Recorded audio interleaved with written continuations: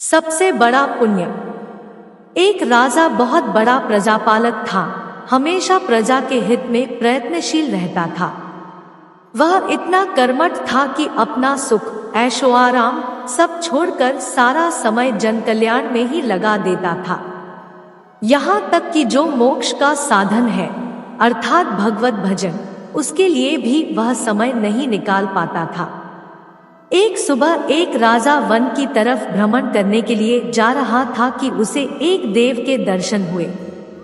राजा ने देव को प्रणाम करते हुए उनका अभिनंदन किया और देव के हाथों में एक लंबी चौड़ी पुस्तक देखकर उनसे पूछा, महाराज आपके हाथ में यह क्या है?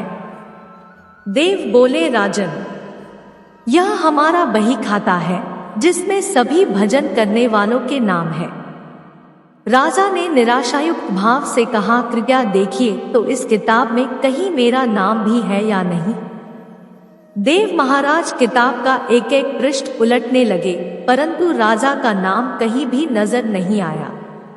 राजा ने देव को चिंतित देखकर कहा, महाराज आप चिंतित ना हो, आपके ढूंढने में कोई भी कमी नहीं है। वास्तव में ये मेरा दुर्भाग्य है कि मैं भजन कीर्तन के लिए समय नहीं निकाल पाता और इसीलिए मेरा नाम यहाँ नहीं है। उस दिन राजा के मन में आत्मग्लानि सी उत्पन्न हुई, लेकिन इसके बावजूद उन्होंने इसे नजरअंदाज कर दिया और पुनः परोपकार की भावना लिए दूसरों की सेवा करने में लग गए। कुछ दिन बाद राजा फिर सुबह वन की तरफ टहलने के लिए निकले तो उन्हें वही देव महाराज के दर्शन हुए। इस बार भी उनके हाथ में एक पुस्तक थी। इस पुस्तक के रंग और आकार में बहुत भेद था और यह पहली वाली से काफी छोटी भी थी। राजा ने फिर उन्हें प्रणाम करते हुए पूछा, महाराज आज कौन सा बही खाता आपने हाथों में लिया हुआ है? देव ने कहा, राजन आज के बही खाते में उन लोगों का नाम लिखा है जो ईश्वर को सबसे अधिक प्रिय है। राजा ने कहा, कितने भाग्यशाली होंगे वे लोग, निश्चित ही वे दिन रात भगवत भजन में लीन रहते होंगे। क्या इस पुस्तक में कोई मेरे राज्य का भी नागरिक है? देव महाराज ने बही खाता खोला और ये क्या, पहले पन्ने पर पहला नाम राजा का ही था।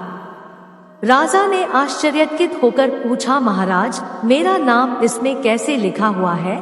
मैं तो मंदिर भी कभी कभार ही जाता हूँ। देव ने कहा, राजन इसमें आश्चर्य की क्या बात है?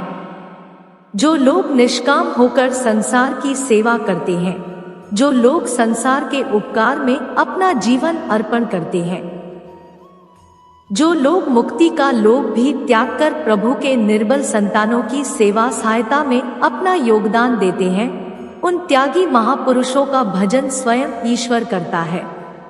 ऐ राजन तू मत पछता कि तू पूजा पाठ नहीं करता, लोगों की सेवा कर, तू असल में भगवान की ही पूजा करता है।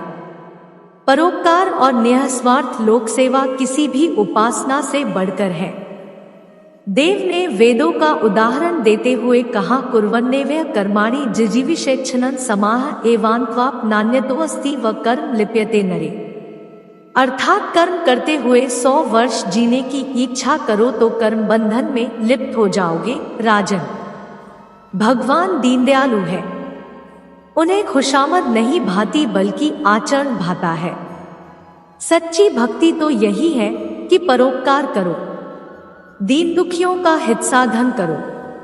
अनाथ, विधवा, किसान व निर्धन आज अत्याचारियों से सताए जाते हैं, इनकी यथाशक्ति सहायता और सेवा करो और यही परम भक्ति है।